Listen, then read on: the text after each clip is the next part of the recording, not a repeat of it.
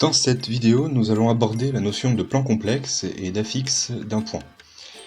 Donc, on considère ici un plan, donc axe dx et axe dy, et puis l'unité va être donnée par les deux vecteurs directeurs, donc ici je vais l'appeler petite u, et puis ici je vais l'appeler petit v.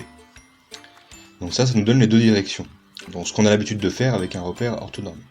Sauf que la différence ici par rapport à ce qu'on connaît d'habitude, c'est qu'on va placer des nombres complexes.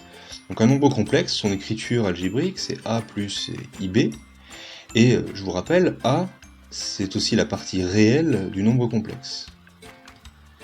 Cette partie réelle, on peut très bien la représenter sur l'axe OU,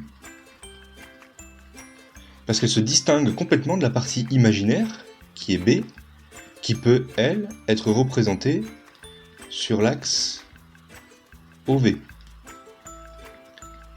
Donc on va avoir un axe, l'axe OU, qui va être l'axe des réels, puisqu'il nous permet de représenter les parties réelles des complexes, et l'axe OV, qui va être l'axe des imaginaires purs, où on va représenter uniquement la partie imaginaire des complexes. Alors on va faire tout de suite un petit exemple. Donc, premier exemple, on va considérer le point qui correspond à ce nombre complexe. 1 plus i. Alors si on veut le placer sur l'axe, il faut repérer sa partie réelle et sa partie imaginaire. Alors allons-y, la partie réelle de z, c'est tout ce qui n'est pas imaginaire, c'est-à-dire tout ce qui n'a pas le i associé. Donc là c'est 1. Donc 1, on va le placer sur l'axe réel, l'axe OU, il va être ici. D'accord, au bout de la flèche. Et la partie imaginaire de z, c'est le nombre qui est devant i, qui est associé à i. Donc ici il n'y a rien, en fait ça correspond à 1. Et donc ça, on va l'associer à un point sur l'axe imaginaire. Donc on va placer maintenant ce point. Donc partie réelle égale à 1, ça veut dire qu'on va être ici. Et partie imaginaire égale à 1, ça veut dire qu'on va être ici. D'accord ? Donc ça veut dire que si je le trace, j'obtiens un point ici, qui va être le point M.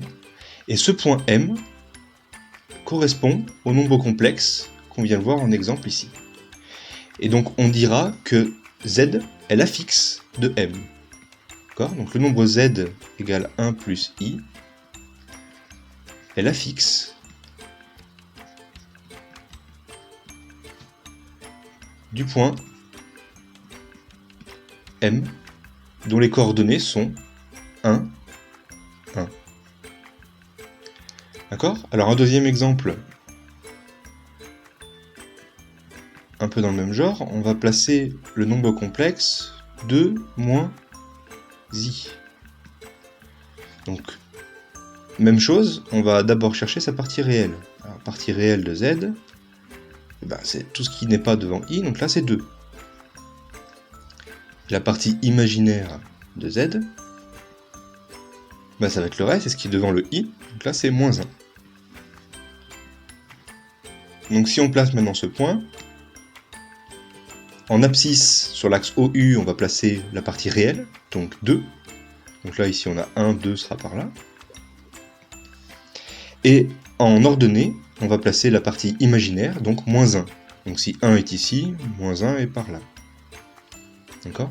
Donc là on a 2, et là on a moins 1.